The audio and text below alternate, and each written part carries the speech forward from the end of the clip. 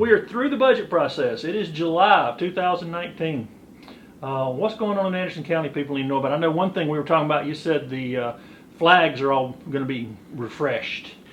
Well, it's just a pet peeve of mine, and it's a pet peeve of a lot of Anderson County citizens when they see an American flag that is not crisp and new and not displayed properly. And have we made mistakes in displaying flags in the past? Yes. But thankfully, there are some very smart people in Anderson County who know flag protocol, and they do not hesitate to call and tell us, which I'm very appreciative of because I've learned a whole lot. But in the past, there has always been an incident or two where a flag wasn't up or it wasn't properly displayed, and it's always on 4th of July because that's when people are paying attention to the flag and for everything that it means to all of us. And I don't mind that a bit. But this year I'd like to be proactive and make sure. And Anderson County flags are being slowly refreshed as well, right? Those are a Yes. little slower to refresh because you have to order them. We have to order them, but we have a good supply. But we don't need any tattered flags up on the 4th of July, and we need to make sure that we're following every protocol. Because I mean, if you have three flags in a row, there's a protocol on where you put the American flag and where you put the state flag and any other flag. And so one thing you say, that's how that goes here. Well, no, it depends on how those flagpoles are. So I will never become smart, but certainly more knowledgeable. And with the storms we've had lately, it's a challenge to keep those flags. Played havoc. All right, I guess the big thing everybody still talks about, and it even involves the storm, is the Courthouse Square property. Where are we on that? Still working through that. We have another meeting next week. We are inching towards some resolution. I'm hoping that we will have something going within 6 months. Can't guarantee it, but we hit a bump. We overcome that bump, then another bump. Case in point, we just did additional soil sampling. The soil under that site is rotten. It's no good, so that's going to add to the construction cost.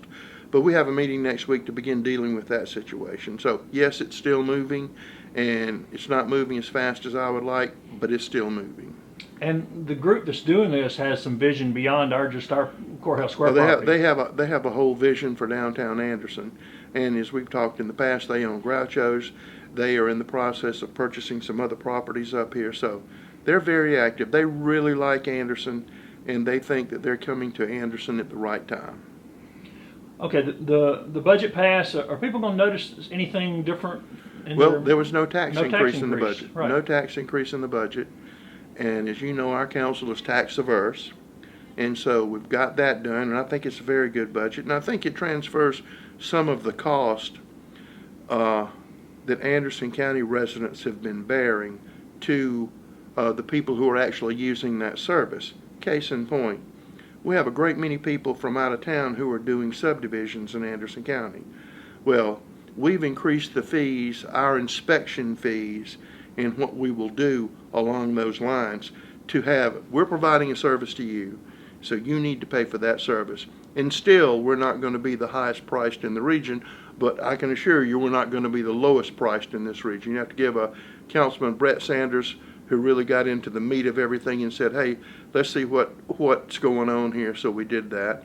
We also are not going to be, if you come in and you're going to build 500 houses, old Anderson County tradition, you got a driveway apron.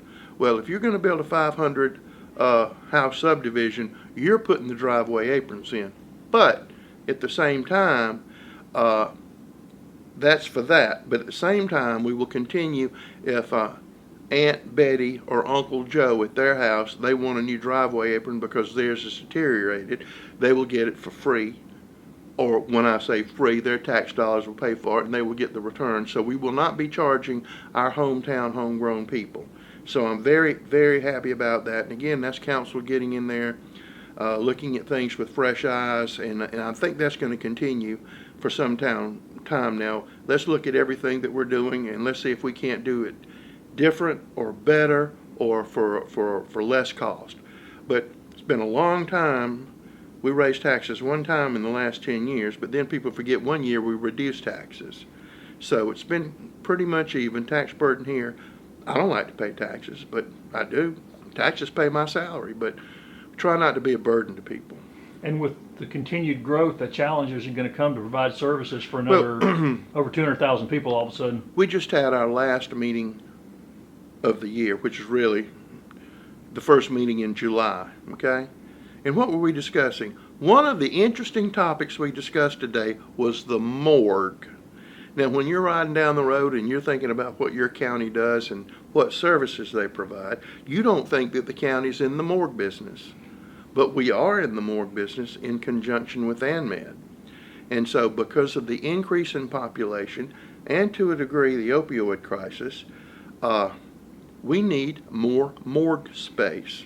So we're working with ANMED to add additional morgue space. And so, I mean, that's morbid, but it's something that the county's responsible for and that we have to do. And ANMED's been great about working with us, because I know some counties have their own morgue and their own morgue staff and their own morgue security, and that is a nightmare. And what do counties know about running morgues? Not much. So that's one of the things. You were talking about growth. That's one of the things you don't think about. So. And people don't get excited about sewers and sewerage and stuff. No, either. people don't get excited about sewers, and I've always wanted sewer lines to be placed above ground so that people would appreciate sewers. Because when you bury it, it's gone, and unless you're having a problem, you don't think about it and you don't care about it. But we just concluded a partnership, an agreement for REWA to have the sewer in the Powdersville area of Anderson County. REWA does one thing, and that is sewers, and they do it probably better than anybody else in the country. And so we're going to let them handle that because, as I said, they're the experts. They're on the cutting edge of green technology. They're big into save the environment. So I think that's going to work out very, very well for the citizens in the northern end of Anderson County and for the rest of us in Anderson County. The days of small sewer systems are over. You can't keep up with the regulations. You can't keep up with the new requirements because those regulations crank down tighter and tighter and tighter every year. So when that water usually comes out of a wastewater treatment plant, it's cleaner than what went in there. So, and I'm talking about cleaner than when it was raw water in a lake or from God. It's cleaned up so much. So yes, we've concluded that. And what about our sewer projects out on the Interstate 85? Still working on those. We have some right-of-way that we still need to put that together. But an interesting wrinkle is we were going to build a wastewater treatment plant on our own. We had been partnering with Pendleton. But while we were doing this, the idea came about. So I wonder if we just stayed in the Pendleton wastewater treatment plant. In the city of Clemson, at least part of the city of Clemson, is starving for sewer. And so I wonder if we get Clemson involved. So we had a meeting with Pendleton, City of Clemson, and us.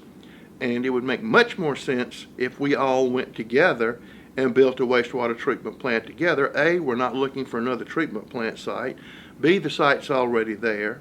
And there are economies of scale by going together. So we're working through that right now. As a matter of fact, we're going to do a preliminary engineering study to see if that's going to do good. We already have our money for the project.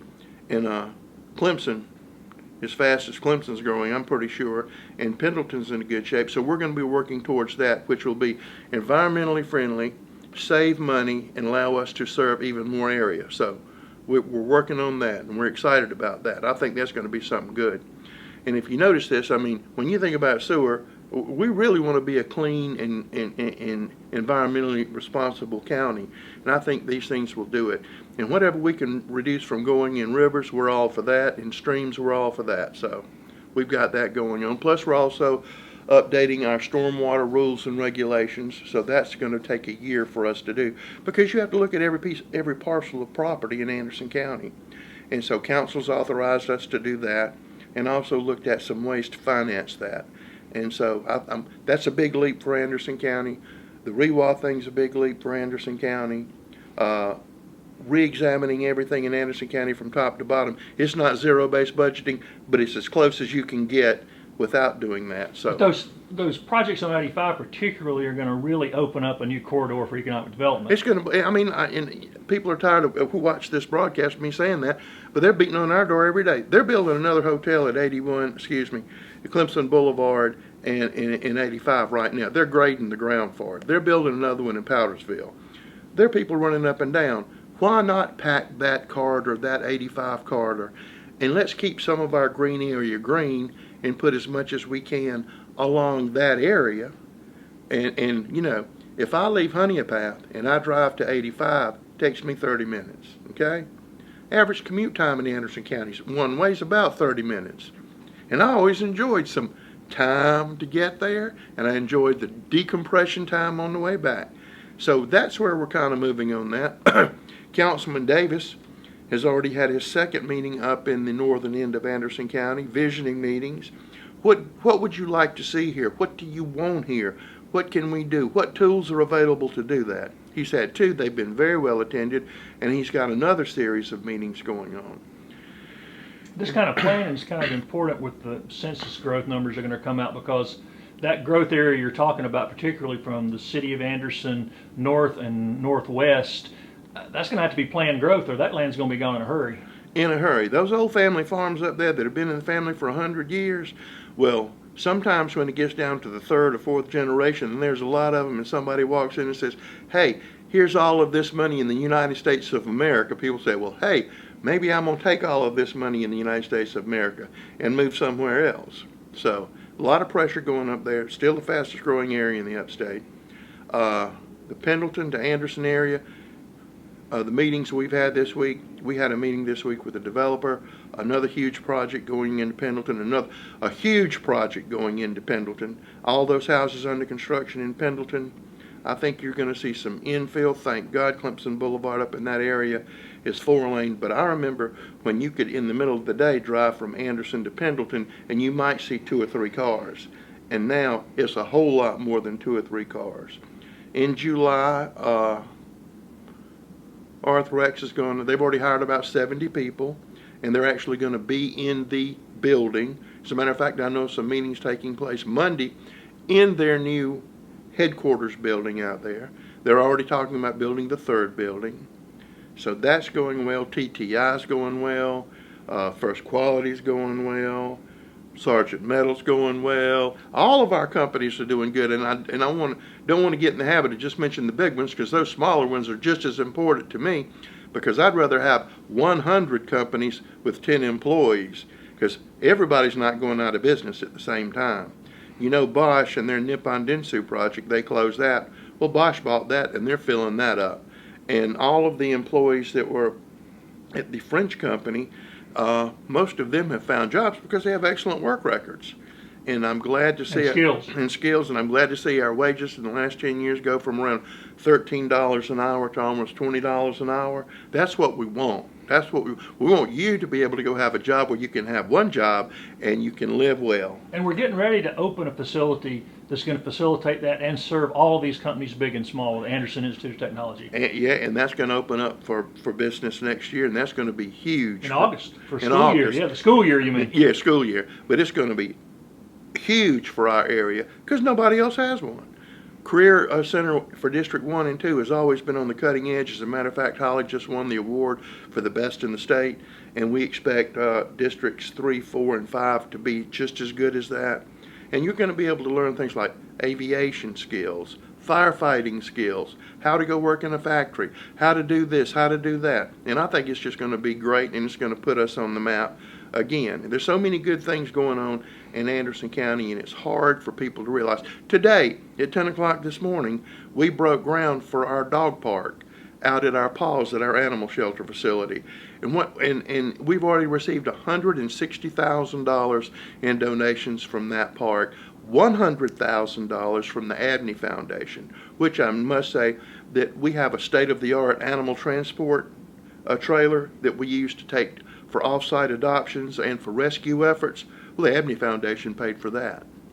And so they've always been big friends of the animal shelter. So we're excited about that. And Paul's is almost a no-kill shelter. It's a model for everywhere. Officially, it's a no-kill shelter. Yeah. But it would be interesting, and I've said this before, we have really helped Pickens County because, you know, they went through that turmoil on what they were going to do with their animal shelter. So our vet, Dr. Sanders, provided a lot of consulting on that.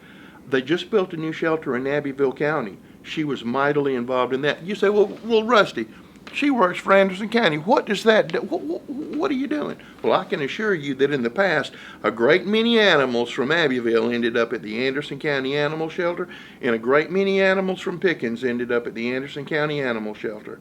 And she's been trying to guide them to take care of their own. So that's good for us, but it's also good for animal welfare in our region. And so we're excited about that. We just had training, and a lot of our training in the animal shelter we get grants for because of our reputation. And we had customer service training and compassion training, and we try to be the very best there is. We try to be the very best that we can in everything. In some places we have a ways to go. Well, the one thing she does that I've never heard of as an animal shelter is if they have an owner who's a hoarder or has a problem, she tries to find mental health facilities for the owner as well as taking care of the dogs. The last 3 cases, and people, and please include me, in the past would automatically say, well, those people are just mean and evil and they treat those animals terrible. The last 3 big incidents, and I'm not going to name them individually, all involved people who had mental health problems. And so instead of going in there and shooting them, we try to, take care of the animals, our first responsibility. But you go tell me another shelter, which you were alluding to, where at the same time we're trying to provide mental health treatment and counseling for the people who were doing that. Nobody else does that. Nobody else does that. And I wish I could take credit for it, but I can't. But we're just surrounded by good people who are always thinking. Kim Davis is a pretty special leader for a place like that. Oh, she is. I mean, the dedication today, she started crying when talking about her staff. And if you ever go down there in the afternoon when it's slammed and watch them work, they don't treat you that good at a real fancy men's store. Okay, farmers market's in full swing. Anything new? Farmers market's in full swing. Get it downtown at all this year? I'm trying to get it downtown a couple of times. I would put it downtown permanently, but we have a lot of farmers who say, we like that place, that's my spot, I've been at that spot since it opened. And I can't argue with it because it's slammed every time we open the doors, well, especially on Saturday. Since we changed the rules last year, it's changed everything. Changed the rules because you can bring things in from 50 miles away.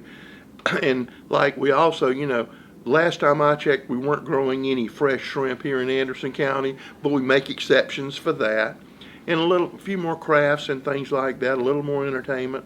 And so, we try to make it an event. And so it's been successful. Sharon Nicometto does the most awesome, outstanding job that you could do running that farmer's market. And that is her farmer's market. And that's part of our parks thing, which we've expanded the ADA stuff, continuing to work on that. Had a real successful Saluda River Rally. Yep. And just opened another ADA. Over at Equinox, we've got a long ways to go, but what we have there is ADA compliant. Hopefully that we will actually do some work out at Kid Venture the latter part of the summer, at least on paving and doing some things like that, and get closer to putting that additional bathroom out there. Another project we have the Firemen's Monument out there. And I don't know why that Firemen's Monument is there. I don't. Because it is right there with the ducks, and we clean it, and it stays clean for 4 days.